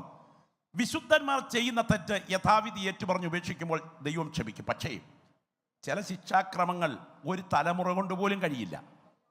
വാഗ്ദത്തത്തിന് വേണ്ടിയുള്ള കാത്തിരിപ്പിൻ്റെ 25 വർഷത്തിനിടയിൽ അക്ഷമനായി ഹാഗേറിൻ്റെ ഉദരത്തിലൊരു കുഞ്ഞിന് ജന്മം കൊടുക്കത്തക്ക വിധം അബ്രഹാം തയ്യാറായപ്പോൾ, അത് നാട്ടുനടപ്പോ ഭാര്യയുടെ പ്രേരണയോ എന്തുമാകട്ടെ, പക്ഷെ ദൈവഹിതത്തിന് വിപരീതമായിരുന്നു. ഇന്ന് അവൻ്റെ മണ്ണിൽ, പലസ്തീൻ്റെ മണ്ണിൽ അബ്രഹാമിൻ്റെ കൊച്ചുമക്കളുടെ കരൾ പറിക്കാൻ, അവൻ്റെ മാംസം പിച്ചി ചീന്താൻ, അവൻ്റെ തലമുറയെ മുളയിലെ നുള്ളിക്കളയാൻ, ആ ജനതയെ മധ്യധരണിയായി കടലിലേക്ക് തള്ളിയിടാൻ, അടകല്ലിനും ചുറ്റിയയ്ക്കുമിടയിൽ ദണ്ണനമേൽക്കുന്ന ഒരു ഇരുമ്പ് കഷണം പോലെ ആ ജനതയെ ദണ്ണിപ്പിക്കാൻ ഉപയോഗിക്കപ്പെടുന്ന തലമുറ എവിടെയാണ് ഉത്ഭവിച്ചതെന്നറിയാമോ? അബ്രഹാമിൻ്റെ കൂടാരവിളപ്പിൽ ദൈവഹിതത്തിന് വിപരീതമായി എടുത്ത ചുവടുവയ്പ്പുകളിൽ എടുത്ത ഡിസിഷൻ്റെ തലമുറ അനുഭവിച്ചു നിൽക്കുക. ആത്മാവിൽ ആരാധിക്കുന്ന ദൈവമക്കൾ തിരിച്ചറിയണം, ചില ചെയ്തികൾ നമ്മുടെ കണ്ണടയുന്നത് കൊണ്ട് കഴിയില്ല, ചിലത് നമ്മുടെ കണ്ണടഞ്ഞു കഴിഞ്ഞ് തുടരും. അതുകൊണ്ട് ഉപവാസ പ്രാർത്ഥനയിൽ ഇങ്ങനെ പ്രാർത്ഥിക്കണം: കർത്താവേ, എനിക്കും എൻ്റെ തലമുറകൾക്കും കെട്ടിവയ്പുണ്ടാക്കുന്നതൊന്നും എൻ്റെ ജീവിതം കൊണ്ട് സംഭവിക്കാതിരിക്കത്തക്ക വിധം എൻ്റെ ജീവിതത്തെ ഉപവാസ പ്രാർത്ഥനയിൽ ശുദ്ധീകരിച്ചൊരുക്കാൻ ദൈവമേ നീ എനിക്ക് കൃപ തരണമേ എന്ന് ആത്മാർത്ഥമായി പ്രാർത്ഥിക്കുന്ന ദൈവമക്കളുടെ നിലവിളി ഹോളിനകത്ത് ഉയരണം. ചിലരെ സംബന്ധിച്ചിടത്തോളം ഇത് കേൾക്കുമ്പോൾ പല നില തള്ളിക്കളയും. പണ്ട് ബൈക്കിൽ നിന്ന് വീണ് 2 ചെറുപ്പക്കാർക്ക് കാലും അടുത്തു. 2 പേരും കൂടെ വൈദ്യനെ കാണാൻ പോയി. വൈദ്യൻ്റെ പുറം ഭാഗത്ത്, സിറ്റൗട്ട് ഭാഗത്ത്, വൈദ്യശാലയുടെ സിറ്റൗട്ടിലിരിക്കുമ്പോൾ ഒരുത്തനെ അകത്തോട്ട് വിളിച്ചു വൈദ്യൻ. കയറി അങ്ങോട്ട് ചെന്നു, പിടിച്ചൊരു തിരിക്ക, ഒരു വലി. ഇവൻ അലറി 8 നാടും പൂട്ടി. സ്തോത്രം. പുറത്തിരുന്ന് മറ്റവൻ കേട്ടോണ്ടിരിക്കുക. ഇവൻ്റെ പരിപാടിയെല്ലാം കഴിഞ്ഞ് തിരുമ്പ് കഴിഞ്ഞ് വെച്ച് കെട്ടി വിട്ടു കഴിഞ്ഞിട്ട് അടുത്തവൻ കയറിയപ്പോൾ സ്തോത്രം പരിപാടിയെല്ലാം കഴിഞ്ഞ് ഇറങ്ങി വന്നപ്പം ആദ്യത്തവൻ ചോദിച്ചു: എടാ, നിനക്ക് വേദനയൊന്നും എടുത്തില്ലേ? ഓ, വേദന എടുത്തില്ലടാ. സ്തോത്രം. ഓ, നിന്റെ അലറിച്ച കേട്ടപ്പോഴേ, അവനോട് പറയുകയാണ് രണ്ടാമത്തവൻ, നിന്റെ അലറിച്ച കേട്ടപ്പോഴേ എനിക്ക് മനസ്സിലായി തിരുമ്മിയാൽ ഒരു 1.5 തിരുമെന്ന്. അതുകൊണ്ട് തന്നെ ഏത് കാലാ ഉളുക്കിയെന്ന് ചോദിച്ചപ്പോൾ ഞാൻ ഉളുക്കാത്ത കാല് കാണിച്ചു കൊടുത്തു. കേട്ടോ? അതുകൊണ്ടേ അന്ന് വേദനിച്ചവൻ ഇന്ന് മര്യാദയ്ക്ക് നടക്കുന്നു, അന്ന് കാലുമാറി തിരുമിച്ചവൻ ഇന്ന് ഞൊണ്ടിയാണ് നടക്കുന്നത്. കാര്യം എത്ര പേർക്ക് മനസ്സിലായി? ദൈവസ്ഥലിൽ ഇരുന്ന് കരയാൻ ദൈവാത്മാവ് ക്ഷണിക്കുമ്പോൾ തൽക്കാലം കണ്ണടച്ചിരുട്ടാക്കരുത്. ഇതിൻ്റെ പുറകിൽ ആ കരം ചലിക്കുന്നെന്ന ബോധ്യം അകത്ത് ഭരിക്കുന്നുണ്ടെങ്കിൽ ആത്മാർത്ഥമായി പറയണം: ഇന്നത്തെ യോഗം കഴിഞ്ഞ് എഴുന്നേൽക്കുന്നതിന് മുൻപ് എൻ്റെ ജീവിതത്തെ ആഴത്തിൽ അനുതാപം പിടിച്ചു കുലുക്കുന്ന പകലാകണം. നിങ്ങൾ ശ്രദ്ധിച്ചേ, വേദപുസ്തകം നമ്മൾ ഉടനീളം ഒന്ന് പഠിച്ചു നോക്കിക്കഴിഞ്ഞാൽ നിങ്ങൾക്കറിയാം, മക്കളെല്ലാം കൂടെ വനത്തിൽ നിന്ന് കയറി വന്ന സമയം ഒരു പൊതിക്കെട്ടുമായിട്ടാണ് വന്നേ. അപ്പച്ച, ഇത് അപ്പച്ചൻ്റെ വാർദ്ധക്യത്തിലെ വാത്സല്യ കൊച്ചൻ്റേതാണോ നോക്ക്. തുറന്ന് നോക്കിയപ്പോൾ മനസ്സിലായി ജോസഫിൻ്റേതാണ്. അലറിക്കരഞ്ഞു.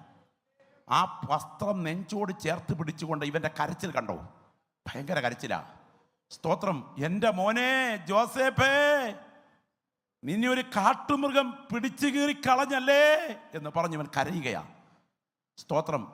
കണ്ണ് കാണുന്ന സമയം വസ്ത്രം കാട്ടി അപ്പൻ്റെ മക്കൾ അപ്പനെ കബളിപ്പിച്ചപ്പോൾ 1/4 നൂറ്റാണ്ട് പുറകിൽ അരക്കപ്പ് പായസം കൊടുത്ത അച്ചാച്ചനെയും അരക്കപ്പ് ആട്ടിറച്ചി കൊടുത്ത അപ്പച്ചനെയും കളിപ്പിച്ച സമയം കണ്ണ് കാണാൻ വയ്യാത്ത ഇസഹാക്ക് മോനെ നീ യേശാവോ എന്ന് പറഞ്ഞ് നോക്കിയപ്പോൾ തപ്പി നോക്കുന്ന ഭാഗത്ത് വസ്ത്രം കാട്ടി നടത്തിയ അഭിനയം സർവശക്തൻ മറന്നെന്ന് വിചാരിക്കരുത്. 1/4 നൂറ്റാണ്ട് കഴിഞ്ഞപ്പോൾ തിരിച്ചളന്നെങ്കിൽ ആ സർവശക്തന്റെ കണ്ണുകൾ ഇതിനകത്ത് ചുറ്റിത്തിരിയുന്നുണ്ട് എന്ന് തിരിച്ചറിയുന്ന ദൈവമക്കൾ ഭയപ്പെടണം, ദൈവത്തെ ഭയപ്പെടണം. നിങ്ങൾക്കറിയാം, ശിംശോൻ എന്ന ശക്തനായ കർത്തൃദാസൻ സാധാരണക്കാരനല്ല, ബലിഷ്ഠ കായകൻ. ഒരു കുറുക്കനെ വാലയിലൊന്ന് പിടിച്ചു കെട്ടാൻ തൻ്റെ ഇടമുള്ള ഒരുത്തനകത്തുണ്ടോ? 300 കുറുക്കന്മാരെ, അതും വാലോട് വാല് കൂട്ടിക്കെട്ടി നടുക്ക് പന്തം കൂടെ സെറ്റ് ചെയ്ത് ശത്രുക്കളുടെ വിളകളെ കത്തിച്ച് ചാമ്പലാക്കിയവൻ. സ്തോത്രം. തൻ്റെ കയ്യിൽ ഒരു കഴുതയുടെ പച്ചത്താടിയല് കിട്ടി. ആ താടിയല് കൊണ്ട് 1 1 2 എന്ന നിലയിൽ ശത്രുക്കളെ അടിച്ച് തകർത്തവൻ. തന്നെ ബന്ധിച്ചിരുന്ന ആ മതിൽക്കെട്ടിനകത്ത് നിന്ന് ഓടാമ്പലി കതകും പറിച്ചെടുത്ത് ഹെബ്രോന്റെ മുകളിലേക്ക് കൊണ്ടുപോയി വെച്ചവൻ. തൻ്റെ തലമുടി നൂൽപ്പാവിൽ ചേർത്ത് ബന്ധിച്ചപ്പോൾ നെയ്ത്ത് തടി ഉൾപ്പെടെയുള്ള ഉപകരണങ്ങളെ തലമുടിയുടെ അറ്റത്ത് കറക്കിയെടുത്തവൻ. സ്തോത്രം. ആത്മാവിൽ ആരാധിക്കുന്ന ദൈവമക്കളെ, ഞാൻ ഭയപ്പെടുന്ന ഒരു കാര്യം പറയാം. ഒടുവിൽ 2 കണ്ണും കുത്തിപ്പൊട്ടിക്കപ്പെട്ടവനായി അവൻ, സ്തോത്രം, മാവ് പൊടിക്കുവാൻ വരുന്ന പ്രത്യേക സമയത്ത് എഴുതിയിരിക്കുന്നൊരു വാചകം ഇങ്ങനെയുണ്ട്: ഒരു ബാലൻ അവനെ നടത്തി. നിങ്ങൾ ഓർക്കണം, ഭയത്തോടെ കേൾക്കൊണ്ടൊരു വാക്യമാണ്. ഇവൻ ആരാ? ഇവൻ സാധാരണക്കാരനല്ല. ഒരു കാലഘട്ടത്തിൽ ദൈവശക്തിയുടെ വ്യാപാരത്താൽ ശത്രുക്കൾക്ക് നേരെ ബലത്തോടെ ഉപയോഗിക്കപ്പെട്ട കർത്തൃദാസ, നിന്റെ പോയ അവയവത്തിന്റെ പേര് പറയാമോ? കണ്ണ്. കണ്ണ്. കണ്ണുകൊണ്ട് എന്താ ഈ പ്രതികാരം കിട്ടിയതിന്റെ കാരണം? ദലീലയുടെ മടിയിൽ അത് വിശ്രമിക്കേണ്ടതിന് കടന്നുപോയപ്പോൾ നീ ഉപയോഗിച്ചത് പാപമോഹത്തിന് നിന്റെ കണ്ണ. ആ കണ്ണിൽ തുടങ്ങിയ വിധി, ആ കണ്ണിൽ തീരുക എന്നുള്ളത് എൻ്റെ ദൈവത്തിന്റെ കനത്ത വിധിയുടെ ഭാഗമായിരുന്നു. ഇന്ന് പകൽ ആത്മാവിൽ ആരാധിക്കുന്ന ദൈവമക്കൾ തിരിച്ചറിയണം, ഇതിനകത്തൊരു കണ്ണ് ചുറ്റിത്തിരിയുന്നു. നമ്മുടെ എല്ലാ സ്തോത്രത്തിനും ആമേൻ പറയുന്നവനല്ല. അതുകൊണ്ട് കർത്താവിനെ ഭയപ്പെടുക. ഓ, രക്തത്താൽ ജയം. നിങ്ങൾ ശ്രദ്ധിച്ചേ, അബീമേലേക്ക് യെരുബ്ബാലിന്റെ 70 മക്കളെ ഒരു കല്ലിൽ വെച്ച് കൊന്നു. ഉപയോഗിച്ചത് ഒരു കല്ലും ഒരു വാളും. 69 പേർ കൊല്ലപ്പെട്ടു, ഒരുത്തൻ രക്ഷപ്പെട്ടു, യോഥാം. നിങ്ങൾക്കറിയാം, കാലം മുൻപോട്ട് ഓടി. യോഥാമിന്റെ വായിൽ ഇങ്ങനൊരു വാചകം പുറത്തു വന്നു: മുൾപ്പറപ്പിൽ നിന്ന് തീ പുറപ്പെട്ട ശേഖേം ഗ്രഹത്തെ ദഹിപ്പിക്കട്ടെ. ശേഖേമിലാണ് അബീമേലെക്കിനെ രാജാവാക്കിയത്. കനത്ത യുദ്ധം നടന്നുകൊണ്ടിരിക്കുന്ന സമയം, ശേഖേം നിവാസികൾക്കെതിരെയുള്ള പോരാട്ടം പ്രബലമാകുമ്പോൾ ഒരു മതിൽക്കെട്ടിനോട് ചേർന്ന് നിന്ന് അബീമേലെക്ക് യുദ്ധം ചെയ്തു. നിങ്ങൾക്ക് ചരിത്രമറിയാം, ഒരു സ്ത്രീ ഒരു തിരികല്ലിൻ പിള്ള എടുത്ത് മതിൽക്കെട്ടിന് കൃത്യം മുകളിൽ നിന്ന് ഇവന്റെ തലയിലേക്ക് ഇട്ടു. തല തകർന്നു. എങ്ങനെ തല തകർന്നു? 69 പേരെ കൊല്ലാൻ ഒരു കല്ലാണ് ഉപയോഗിച്ചതെങ്കിൽ അതേ കല്ല് ഇവന്റെ തലയ്ക്ക് വീണ് തല തകരുമ്പോൾ ഇതൊരു തിരിച്ചടിയാണ്. മറക്കരുത്, മറക്കാതെ വിധിക്കുന്ന ദൈവത്തിന്റെ കരം 2019 ചലിക്കുന്നു. Glory, hallelujah. നിലത്ത് വീണ് ചോരയിൽ പിടയുമ്പോൾ ഇദ്ദേഹം പറഞ്ഞ വാചകം: ഒരു സ്ത്രീ എന്നെ കൊന്നു എന്ന് പറയാതിരിക്കേണ്ടതിന് നീ നിന്റെ വാൾ ഊരി എന്നെ കൊല്ലുക. എൻ്റെ മുൻപിലിരിക്കുന്ന ദൈവമക്കളെ, എങ്ങനെ അവസാനിച്ചത്? അതെ, കല്ലിൽ തുടങ്ങിയത് കല്ലിൽ തന്നെ അവസാനിച്ചു. ഈ ആരാധനയിൽ നിങ്ങൾ പങ്കെടുക്കുമ്പോൾ നിങ്ങളുടെ ശ്രദ്ധയെ ശൂശൻ മേഖലയിലേക്ക് ഞാൻ ക്ഷണിക്കുകയാണ്. അനുഗ്രഹീതനായ കർത്തൃദാസൻ വാച്ചർ മൊർദെഖായി എഴുന്നേൽക്കുന്നില്ലെന്നാണ് ശത്രുവിൻ്റെ പരാതി. അവൻ കഴുകുമരം തയ്യാറാക്കി. സാധാരണ കഴുകുമരമല്ല. സാധാരണ കഴുകുമരത്തിന് 10 മുഴ ഉയരം മതി. എന്നാൽ ഇയാൾ തയ്യാറാക്കിയ കഴുകുമരം 50 മുഴം ഉയരം. ശൂശൻ രാജധാനിയുടെ മതിൽക്കെട്ടിന് മുകളിൽ കുറഞ്ഞ പക്ഷം 25 മുഴം ഉയരത്തിലെങ്കിലും പൊങ്ങി നിൽക്കത്തക്ക കഴുകുമരമാണ് സജ്ജമാക്കിയിരിക്കുന്നത്. സ്തോത്രം. എൻ്റെ ദൈവത്തിൻ്റെ കരം അതിൻ്റെ പുറകിൽ ചലിക്കാൻ തുടങ്ങി. ഇന്ന് പകൽ വചനം കേൾക്കുന്ന ദൈവമക്കൾ ഇരുന്ന ഇരിപ്പിൽ ഇതൊന്ന് ആത്മാവിൽ കാണണം. ദൈവത്തിൻ്റെ കരം ചലിച്ചു കഴിഞ്ഞപ്പോൾ ദൈവം സാഹചര്യങ്ങളെ അനുകൂലമായി തിരിച്ചു. രാജാവ് കൊട്ടാരത്തിൽ ആ പ്രത്യേക സ്ഥലത്ത് അവൻ്റെ ആ പൂന്തോട്ടത്തിലേക്ക് ഇറങ്ങിപ്പോയിട്ട് തിരിച്ചു കയറി വരുമ്പോൾ രാജ്ഞിയുടെ പള്ളിമെത്തയിൽ കിടക്കുന്ന ഹാമാനെ കണ്ടുകൊണ്ട് കലിപൂണ്ട് ഒടുവിൽ അവനെ മുഖം മൂടി കഴുകുമരത്തിലേക്ക് കയറ്റിവിടുന്ന സമയം ആ കഴുകുമരത്തിൽ തൂങ്ങിക്കിടക്കുന്ന ഡെഡ് ബോഡി ആരെന്നറിയാമോ? ആരാ ആരാണോ കഴുകുമരം ഉണ്ടാക്കിച്ചത് അവൻ്റെ കഴുത്തിലോട്ട് തന്നെ കഴുകുമരം തിരിച്ചു തിരിയുന്നത് ഒരു ചരിത്രത്തിൻ്റെ ഭാഗമാണെങ്കിൽ ഇന്ന് പകൽ വചനത്തിൻ്റെ മുൻപിലിരുന്ന് സ്തോത്രം ചെയ്യുന്ന ദൈവമക്കൾ തിരിച്ചറിയണം. ആ കരം 2019 വിശ്വസിക്കുന്ന ദൈവമക്കളുടെ പുറകിൽ ചലിക്കുന്നുണ്ട്. ആ കരത്തെ തടയാൻ ഒരു ശക്തിക്കും കഴിയുകയില്ല. വചനം വിശ്വസിക്കുന്ന ദൈവമക്കൾ വിളിച്ചു പറ, ദൈവമേ നിന്റെ കരം എനിക്ക് പ്രതികൂലമായി ഉയരരുത്. O glory glory glory. രക്തത്താൽ ജയം. 900 ഇരുമ്പ് രഥമായി എതിരെ വരുന്ന സീസറിയുടെ ശക്തിയേക്കാൾ ഈന്തലിൻ്റെ ചുവട്ടിരുന്ന് കരയുന്ന ഒരു ദെബോരയുടെ കണ്ണുനീർത്തുള്ളികൾക്ക് മുൻപിൽ ശത്രുവിൻ്റെ കുതിരക്കാലുകളെ മുറിച്ചു കളയാൻ എൻ്റെ ദൈവത്തിൻ്റെ ദൂതവ്യൂഹങ്ങൾ എഴുന്നേറ്റത് യാഥാർത്ഥ്യമാണെങ്കിൽ ഈ ശുശ്രൂഷ ഇവിടെ നടന്നുകൊണ്ടിരിക്കുമ്പോൾ ചില പ്രിയപ്പെട്ടവരുടെ പ്രാർത്ഥനാ വിഷയത്തിന്മേൽ എൻ്റെ ദൈവത്തിൻ്റെ കരം ബലത്തോടെ ഉയരുന്നത് യാഥാർത്ഥ്യമാണ്. എന്നാൽ ഇവിടെ ഇരിക്കുന്ന ദൈവമക്കൾ ആത്മാവിൽ തിരിച്ചറിയണം, അനുദപിക്കാൻ ദൈവാത്മാവ് തന്നിരിക്കുന്ന സന്ദർഭമാകയാൽ ഇടനെഞ്ച് പൊട്ടി കരയാൻ കഴിയുമെങ്കിൽ കർത്താവേ എൻ്റെ ജീവിതത്തിൻ്റെ തെറ്റുകളുടെ മേൽ എനിക്കൊരു ജയം വേണം എന്ന് ആത്മാർത്ഥമായി പറയുന്ന ദൈവമക്കൾ ആത്മാവിൽ പ്രാർത്ഥിച്ചു തുടങ്ങിക്കാട്ടെ. ഞാൻ ആത്മാവിൽ കാണുന്നു ദൈവപുത്രരുടെ കണ്ണുകൾ ചുറ്റിത്തിരിയുകയാണ്. പരിശുദ്ധാത്മാവിൻ്റെ വലിയ പ്രവൃത്തി നടക്കുകയാണ്. ആയിരക്കണക്കിന് മീനോടുന്ന ഗലീലക്കടലിൽ ചതുർദ്രഹ്മപ്പണം കുടലിൽ കുരുങ്ങിയ മീനെ കണ്ട കണ്ണുകൾ ഇന്ന് പകൽ ഈ ഉപവാസ പ്രാർത്ഥനയിൽ കടന്നു വന്നിട്ടുണ്ട്. നിനക്കറിയാവുന്നതിനേക്കാൾ നിന്നെ അറിയാവുന്ന യേശു ഇതിനകത്ത് എത്തിയിട്ടുണ്ട്. അതുകൊണ്ട് ദൈവസന്നിധിയിൽ ഇന്ന് പകൽ ഈ യോഗം കഴിഞ്ഞ് വീട്ടിൽ പോകുന്നതിന് മുൻപ് ആത്മാർത്ഥമായി പ്രാർത്ഥിക്കണം. ജീവിതത്തിന് ആധിപത്യം പുലർത്തുന്ന ചില കെട്ടുകളെ, പാപത്തിൻ്റെ കെട്ടുകളെ പരിശുദ്ധാത്മാവിൻ്റെ വ്യാപാരത്താൽ പൊട്ടിച്ചകറ്റത്തക്ക വിധം ഒരു വിശേഷ അഭിഷേകം എൻ്റെ മേൽ പകരണമേ എന്ന് ആത്മാവിൽ പ്രാർത്ഥിക്കുന്ന ദൈവമക്കൾ ശക്തമായി പ്രാർത്ഥിച്ചു തുടങ്ങട്ടെ. ശ്രദ്ധിക്കണേ, സാഹചര്യങ്ങളെ സാധ്യതകളാക്കി, സാധ്യതകളെ ദുരന്തങ്ങളാക്കത്തക്ക വിധം പാപത്തിൻ്റെ സ്വാധീന വലയങ്ങൾ എൻ്റെയും നിങ്ങളുടെയും പുറകിൽ ഒരു നിഴൽ പോലെ നിൽക്കുന്നു. ഞാൻ തൂക്കിക്കുറിച്ച് ഉദ്ദേശിച്ച പദങ്ങളാണ്. സാഹചര്യങ്ങളെ സാധ്യതകളാക്കി, സാധ്യതകളെ ദുരന്തങ്ങളാക്കത്തക്ക വിധം. എന്താണ് സാഹചര്യങ്ങളെ സാധ്യതകളാക്കുന്നത്? ഒരു കൊച്ചുദാഹരണം പറയാം. കമ്പ്യൂട്ടർ എഞ്ചിനീയറിംഗ് പഠിച്ചുകൊണ്ടിരിക്കുന്ന പെന്തക്കോസ്തുകാരിയായ ഒരു പെൺകുഞ്ഞ്, അതേ കോളേജിൽ കമ്പ്യൂട്ടർ എഞ്ചിനീയറിംഗ് പഠിച്ചുകൊണ്ടിരിക്കുന്ന ഒരു അക്രൈസ്തവ സഹോദരൻ ഒരുമിച്ചിരുന്ന് കമ്പ്യൂട്ടർ ഉപയോഗിക്കുവാൻ അവസരമുണ്ടായപ്പോൾ മ്ലേച്ഛമായ പല ഫോട്ടോകളും കാണുന്നത് സാധ്യതയാക്കി. ക്രമേണ അവർ കമിതാക്കളായി. കുടുംബാംഗങ്ങൾ അറിഞ്ഞപ്പോൾ തകർന്നു പോയപ്പോൾ ഒരിക്കലും അനുവദിക്കയില്ലെന്ന് കണ്ടു കഴിഞ്ഞപ്പോൾ രണ്ടുപേരും കൂടെ ആത്മഹത്യക്ക് തീരുമാനിച്ചു. അടുത്ത റെയിൽവേ സ്റ്റേഷനിലെ റെയിൽവേ ട്രാക്കിൽ അടുത്ത പ്രഭാതം പൊട്ടിവിടർന്നപ്പോൾ 2 ജഡങ്ങൾ ചിതറിക്കിടക്കുന്നു. തുടക്കം സാഹചര്യം, 2 സാധ്യത, 3 ദുരന്തം. മറ്റുള്ളവർ കാണാത്തത് കൊണ്ട് ജീവിതത്തിൻ്റെ തെറ്റുകളുടെ മേൽ ജയമെടുക്കാൻ കഴിയുന്നില്ല എന്നത് നമുക്ക് പോക്കുവഴിയുടെ മാർഗമല്ല. സർവശക്തന്റെ കൺമുൻപിൽ അലറിക്കരയുമെങ്കിൽ ഇതുവരെ ഒഴുകിയിറങ്ങാത്ത വിശേഷ അഭിഷേകത്തോടെ ഈ ഉപവാസ പ്രാർത്ഥനയിൽ നിന്നെ ജ്വലിപ്പിക്കാൻ ആ കരം ബലത്തോടെ നിന്റെ മേൽ വ്യാപരിക്കുന്നു. അതിനെതിരെ ആധിപത്യം പുലർത്തുന്ന സകല സാഹചര്യത്തിൻ്റെ സമ്മർദ്ദത്തെയും യേശുവിൻ്റെ നാമത്തിൽ ആത്മാവിൽ ബന്ധിക്കണം. ഓ രക്തത്താൽ ജയം, രക്തത്താൽ ജയം, യേശുവിൻ്റെ നാമത്തിൽ ജയം, യേശുവിൻ്റെ നാമത്തിൽ ജയം. കൃപ പ്രാപിച്ച എത്ര ദൈവമക്കൾ ഇവിടെ നിന്ന് ആത്മാവിൽ പ്രാർത്ഥിക്കും. ദൈവമേ, നിന്നെ ഭയപ്പെടുവാൻ കഴിയത്തക്ക വിധം എൻ്റെ മാനസിക അവസ്ഥയെ ക്രമീകരിപ്പാൻ എനിക്ക് കൃപ തരണമേ എന്ന്. എൻ്റെ പ്രിയപ്പെട്ടവരെ, ഞാൻ ആ വായിച്ച വാക്യം ഒന്നുകൂടി ഉദ്ധരിക്കട്ടെ. ആകയാൽ കർത്താവിനെ ഭയപ്പെടണം. ഞാൻ ഓർക്കുന്നുണ്ട്, ഞാൻ ഒരിക്കൽ ഒരു പേരും ഒക്കെ പറഞ്ഞാൽ നിങ്ങൾക്ക് ഇത്രയും പേരിരിക്കുന്നത് കൊണ്ട് ലൊക്കേഷനൊക്കെ കൃത്യമായി പിടികിട്ടിയാൽ അത് ബുദ്ധിമുട്ടാകുന്നത് കൊണ്ട് മാന്യതയുള്ളൊരു കുടുംബത്തിൻ്റെ പശ്ചാത്തലമായതുകൊണ്ട് അത് ഒഴിച്ച് ഞാൻ പറയുക. ഞാനൊരു വീട്ടിൽ ചെന്നപ്പോൾ ആ അമ്മച്ചി എന്ന് പറഞ്ഞ കാര്യം, മോനെ 5 മക്കളുണ്ട്, 5 മക്കൾ, 5 ആൺപിള്ളാരാ.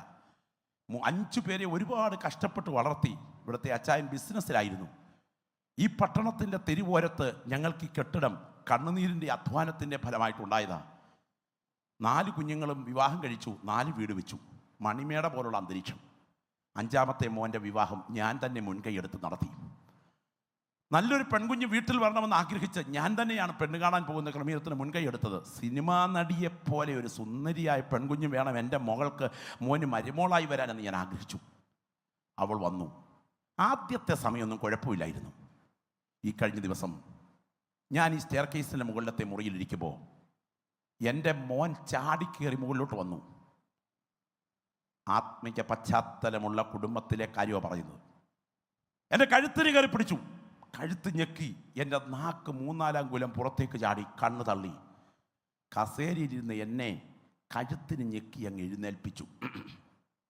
എന്നിട്ട് പറഞ്ഞു, തള്ളേ, എൻ്റെ ഭാര്യ പറയുന്നത് കേട്ട് മര്യാദയ്ക്ക് വിട്ടിരുന്നു കൊള്ളണം, അല്ലെങ്കിലേ നിങ്ങളെ ഞാൻ എടുത്ത് ഈ ഗ്ലാസ്സിനകത്തൂടെ പുറത്തോട്ട് എറിയും.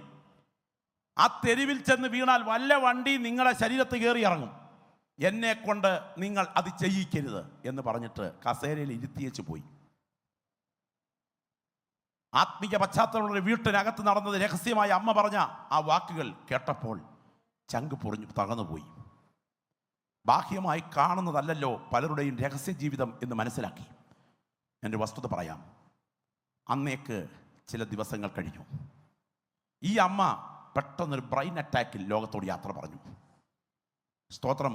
പുതുതായി എടുത്ത ഒരു വാഹനത്തിൽ, ഒരു വലിയ പട്ടണത്തിൽ നിന്ന്, ഷോറൂമിൽ നിന്ന് പുതുതായി എടുത്ത വാഹനത്തിൽ സ്വന്തം വീട്ടിലേക്ക് വരുമ്പോൾ, അമ്മയുടെ മരണത്തിന് ചില ദിവസങ്ങൾ കഴിഞ്ഞ് വരുന്നതിന് മുൻപ് യാത്രയ്ക്കിടയിൽ ഭാര്യയെ വിളിച്ച് അദ്ദേഹം പറഞ്ഞു, മോളെ, എന്താ കഴിക്കാൻ വേണ്ടേ? നിനക്കിഷ്ടമുള്ളത് ഞാൻ വാങ്ങിച്ചുകൊണ്ട് വരാം, ഒന്നും നീ ഉണ്ടാക്കണ്ട എന്ന് പറഞ്ഞ് ആവശ്യമായ ഭക്ഷണവും പൊതിയായി വാങ്ങിച്ച് ഇവർ ഡ്രൈവറുമായി ഇദ്ദേഹം നേരെ പാഞ്ഞു വരുമ്പോൾ ഒരു ട്രക്കുമായി കൂട്ടിയിടിച്ച് ഈ ബോഡി ചിതറിയും. ഈ ശരീരം പെട്ടിയുടെ പുറത്ത് ഒരു ഫോട്ടോ വെച്ച്, മുഖത്തിൻ്റെ ഫോട്ടോ വെച്ച് ഈ പെട്ടി അങ്ങോട്ട് കയറി വരുമ്പോൾ ഞാൻ അവിടെയുണ്ട്. ഞാൻ ഇങ്ങനെ ചിന്തിച്ചു, അയ്യോ, പെറ്റതള്ളയോട് പറഞ്ഞത് അറം പറ്റും പോലെ നടന്നല്ലോ. ഞാൻ നിങ്ങളെ ഈ ഗ്ലാസ്സിലൂടെ എടുത്ത് പുറത്തെറിയും, വല്ല വണ്ടിയും കയറി ഇറങ്ങുമെന്ന് പറഞ്ഞ് തൽക്ഷണ കോപത്തിൻ്റെ പ്രേരണയിലായിരുന്നു. പക്ഷേ തിരിച്ചളക്കും എന്നോർത്തില്ല. ഈ സന്ദേശം ഇവിടെ ഉയർന്നുകൊണ്ടിരിക്കുമ്പോൾ ഉപവാസ പ്രാർത്ഥനയിൽ ഒരു കനത്ത ഭയം ബാധിച്ചിട്ട് എൻ്റെ ജീവിതത്തിൻ്റെ ചെയ്തികളെ കാണുന്ന സർവശക്തൻ്റെ കണ്ണുകൾ ചുറ്റിത്തിരിയുന്നുണ്ട്. എൻ്റെ ദൈവമേ, എന്നെ കഴുകണമേ എന്ന് പ്രാർത്ഥിക്കുന്ന എത്ര പേര് ഇവിടെയുണ്ട്? ഞാനിന്ന് പകൽ പറയട്ടെ, സർവശക്തൻ്റെ കണ്ണുകൾ ചുറ്റിത്തിരിയുന്നു. നമുക്കറിയാവുന്നതിനേക്കാൾ നമ്മെ അറിയാവുന്നൊരു ദൃഷ്ടി ഇതിനകത്ത് ഇറങ്ങി വന്നിട്ടുണ്ട്. നിയമരക്തത്തിൻ്റെ ശക്തി ഇതിനകത്ത് വ്യാപരിച്ചു കൊണ്ടിരിക്കുന്നു. സ്വന്തം പെറ്റമ്മ നിന്നെ ഓർത്ത് നിലവിളിച്ച് കരയേണ്ടി വന്നിട്ടുണ്ടെങ്കിൽ, ഇന്ന് പകൽ ഓർക്കുക, കാറ്റ് വിതച്ച് കൊടുങ്കാറ്റ് കൊയ്യും, അത് കണ്ണടയും മുൻപ് കൊയ്യും. ഒറ്റ